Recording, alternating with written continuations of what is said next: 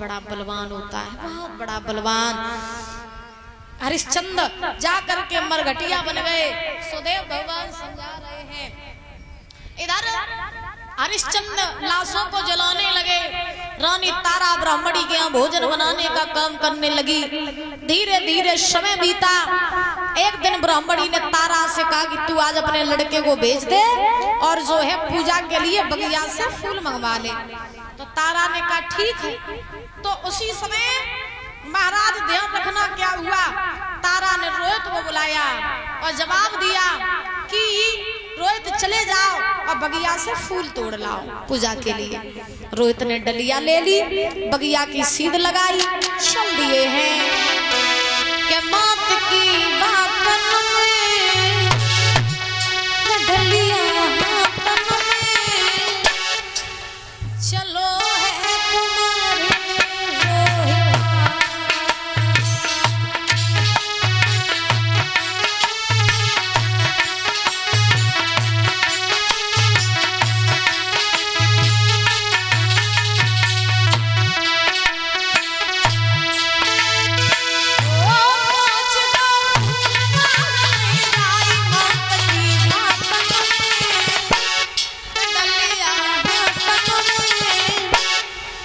चलो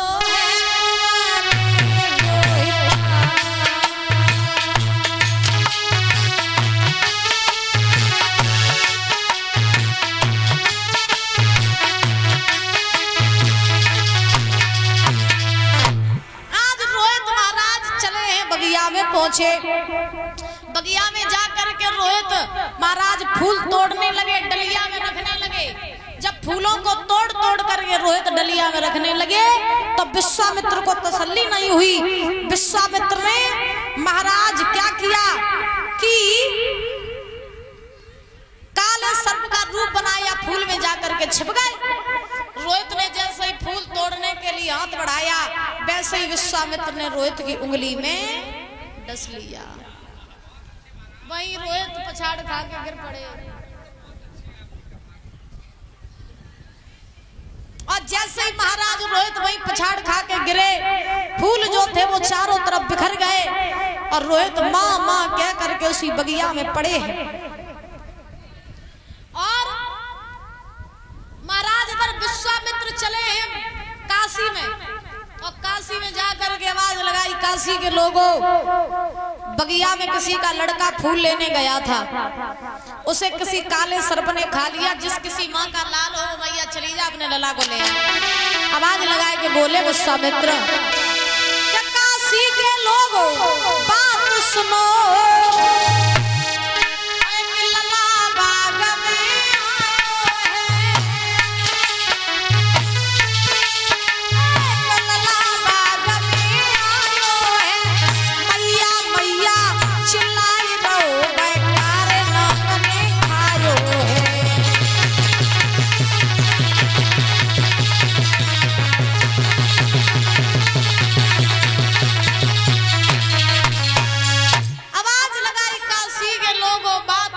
लला बाग में आयो है और मैया मैया चिल्लाए रहो बेकारे नाग ने खायो है।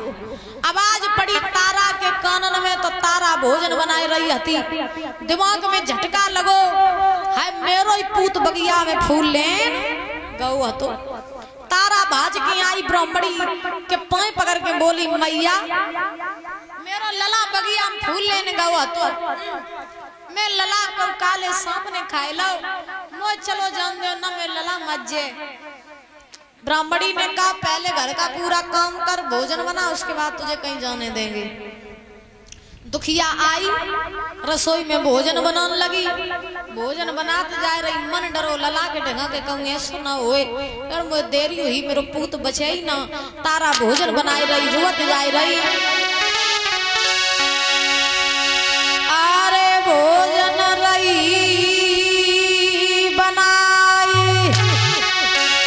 और माता की छूटी बवकारी। भैया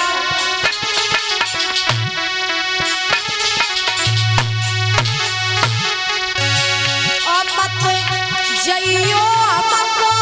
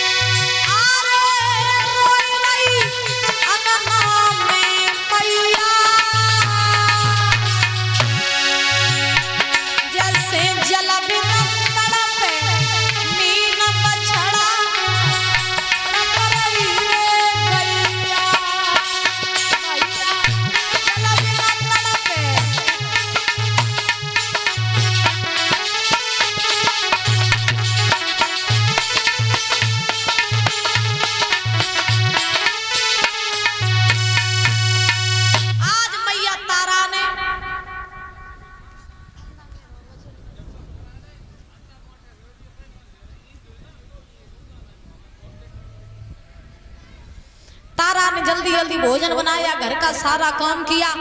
ब्राह्मणी से तारा बोली मैया मैंने तो सब काम कर दो, अब तू कहो तो हम चले जाओ। तो ब्राह्मणी ने कहा ठीक है चली जा। तो आज इसी समय तारा भागी बगिया में पहुंची, देखा कि महाराज रोहित बगिया में पड़ा है। आज मैया ने बहराए के जाए के अपने लला को उठाए के अपनी छाती से लगाए।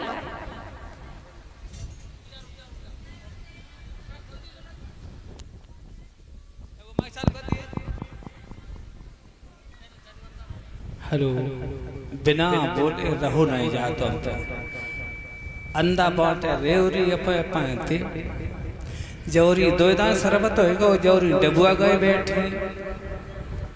कितनी बढ़िया रीत है तुम्हारे गाँव।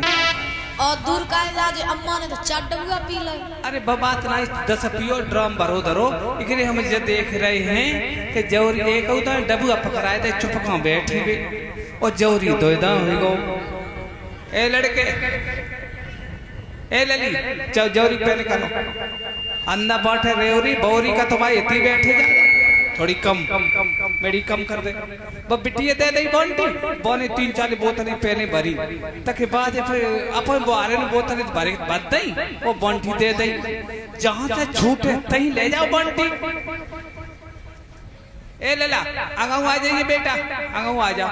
जहां तक छोड़ो तहीं पहुंचो, कम से कम जब देखो ए अपन पहले पे बाय दे हम देख कर लेते। कोई बात नहीं बिटिया, हम तुम्हारी निगाह है 20 साल ही डुखरा हो गए, चौधरी में सफेद दाढ़ी हो गई, करिया करे फिरते।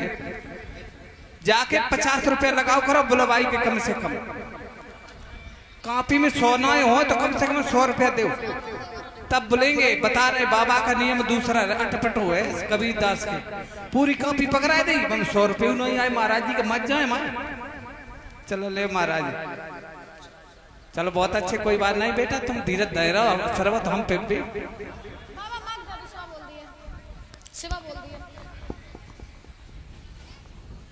हेलो, और ये शरबत जो वितरण हो रहा है ये राजीव कुमार मल्लू नंगला कोकर भैया जी के द्वारा हो रहा है। ये शरबत वितरण भगवान सुदेव भैया के द्वारा। शरबत पी लो बस, तारी नहीं बज रही है। बोलो गोविंद भगवान की, राधा रानी सरकार की।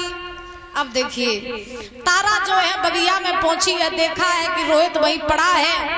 तारा ने रोहित को अपने हृदय से लगा लिया। तारा रो करके बोली बेटा तू मुझे बता तुझे कहाँ काले सर्प ने खाया।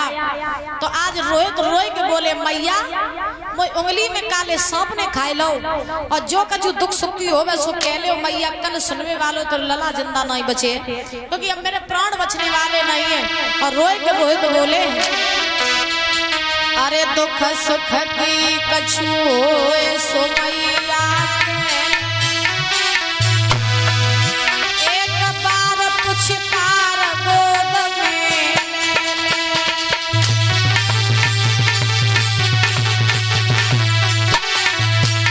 रोहित बोले मैया अरे माता मेरी बिगड़ने लगी जवान, राम नाम के सतराम जने तजे बाग में प्राण।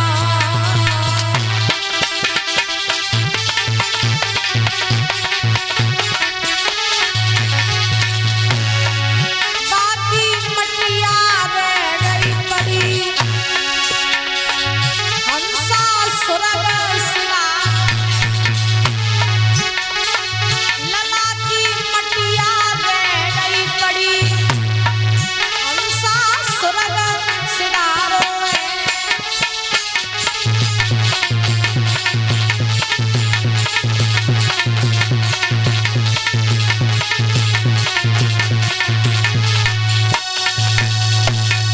आज महाराज रोहित के प्राण पखेरु उड़ गए। तारा रोती रही बिलखती रही। कोई उस बाग में ऐसा नहीं है जो मैया को धीरज बंधाए दे। एक माली आओ, माली ने कही मैया अपने लला को ले जाओ जो अंतिम संस्कार कर दो। और जब बताओ तुम्हें घर करते नहीं कोई आओ, तुम्हें कोई परिवार को नहीं, तुम अकेली रोई रही। माली से तारा रोए के बोली भैया रो आँखिन को तारो चलो गो, मैं जीवन को सारो चलो गो। पहले पति संग छोड़ के गए, अब लला संग छोड़ के चलो गो। जड्डाइन अब कहाँ जाइए, किन के सारे रहिए। महाराज तारा रोती रही और तारा ने कही भैया मैं जाऊँ नहीं मालूम इनको मरघट कहाँ है। तो आज माली ने मरघट का रास्ता बताया। तारा अपने बेटे की लाश को उठा करके मरघट पे पहुंची। मुसीबत भगवान देता तो खैर सबको ही है। देखो ये कथा हमें यही सिखाती है कि मुसीबत भगवान देता सबको है, लेकिन जितनी मुसीबत राजा हरिश्चंद्र को दई उतनी मुसीबत भगवान काऊ को न देवे, काऊ को न देवे। क्योंकि महाराज वो तो राजा हरिश्चंद्र जैसे हते जो जेल ही आए। आजकल को आदमी होते तो फांसी बट्टा को मिलतो अब तक, या रेल तक कटो मिलतो, या महाराज जेर खाई लेते। याद रखना मुसीबत जब इंसान के ऊपर आती है ना परीक्षा जी महाराज, तो मुसीबत वैसे अच्छी चीज तो है नहीं, मुसीबत बहुत बुरी चीज है, लेकिन हरिश्चंद्र जैसी मुसीबत भगवान काऊ को न देवे। हरिश्चंद्र जैसी मुसीबत भगवान काऊ के ऊपर न डारे। तारा को लला मरिया तो कोई ऐसा नहीं है मैया को धैर्य बधाए देवे। आज मैया तारा अपने बच्चे की लाश को उठा करके चली मरघट पर पहुंची, और जब मरघट पहुंची है तो तारा कैसे जा रही है क्या मरघट जा रही और लेके लाश ललाय अपने की मरघट जा रही।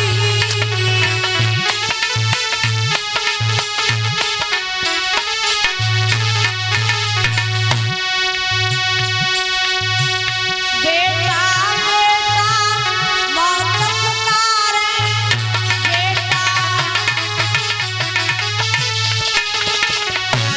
अरे पटके बूढ़ दर्द पे मारे, पटके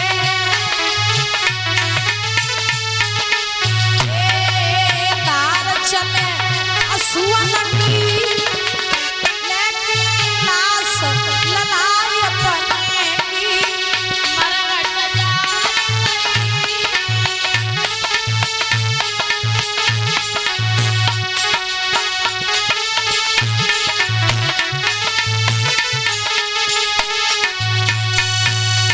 आज महाराज रानी तारा मरघट पर पहुंची।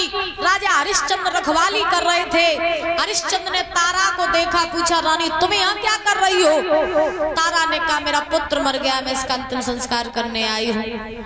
तो तारा ने कहा मेरे बच्चे का अंतिम संस्कार कर दो।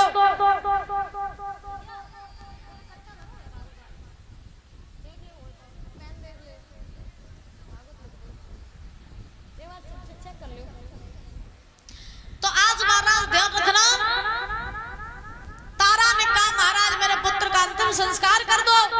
तो उसी समय हरिश्चंद्र ने कहा ठीक है मैं तुम्हारे पुत्र का अंतिम संस्कार कर दूंगा, लेकिन बदले में मुझे कर और कफन चाहिए। जब तक मुझे कर कफन नहीं दोगी तब तक मैं तुम्हारे बच्चे का अंतिम संस्कार नहीं करूंगा। तारा बोली महाराज कैसी बातें कर रहे हो, मेरे पास फूटी कौड़ी नहीं है, हम कहां से कर देंगे, कहां से कफन लाएंगे बताओ। तो हरिश्चंद्र ने कहा जब तक कर कफन नहीं दोगी तब तक लाश नहीं जलाएंगे। तो आज तारा ने क्या किया कि तारा महाराज अपने तन पे साड़ी पहने थी, तारा ने वो साड़ी उतार दी, बीच से फाड़ दी। साड़ी का आधा हिस्सा रोहित के ऊपर कफन के रूप में डाल दिया, साड़ी का आधा हिस्सा कर के रूप में हरिश्चंद्र को दे दिया। आज हरिश्चंद्र ने परीक्षित जी महाराज दाह संस्कार किया। तारा विपत की मारी, दुख की मारी। काशी में एक सती का मंदिर था, आई है और उस मंदिर में पछाड़ खा के गिर पड़ी। विश्वामित्र को तसल्ली नहीं हुई। विश्वामित्र ने काशी में से 2 मरे हुए बालकों को ले लिया, तारा के पास लिटा दिया और काशी में ये अफवाह फैला दी कि सती के मंदिर में एक डाइन आई है जो बच्चों को मार के खाती है। पूरी काशी में सन्नाटा छा गया। कालू मेहतर के पास खबर पहुंची जाओ डाइन को मारो। कालू मेहतर तलवार लेके हरिश्चंद्र के पास पहुंचे, जाओ डाइन को मारो। हरिश्चंद्र तलवार लेके चले, तारा के पास पहुंचे। तारा सो रही थी तो हरिश्चंद्र ने महाराज तारा के केसों को पकड़ा और केसों को पकड़ करके आज महाराज मंदिर से बाहर पटक दिया।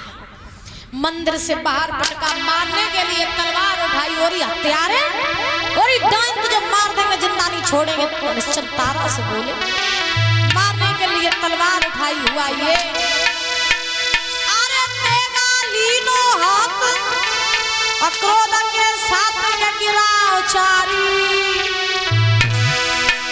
और तो जान से दिए मार रे तू डायन हत्यारी।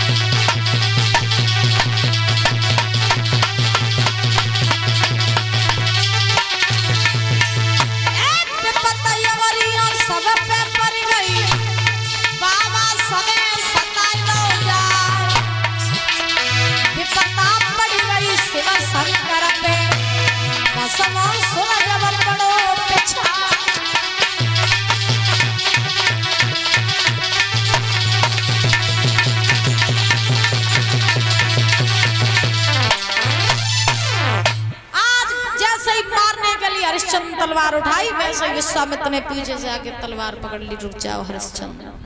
हरिश्चंद्र रुके, महात्मा को देखा, कहा बाबा अब तो वही हो जिन्होंने हमसे हमारी धन दौलत राजपाट छीना था, अब क्या लेने आए हो?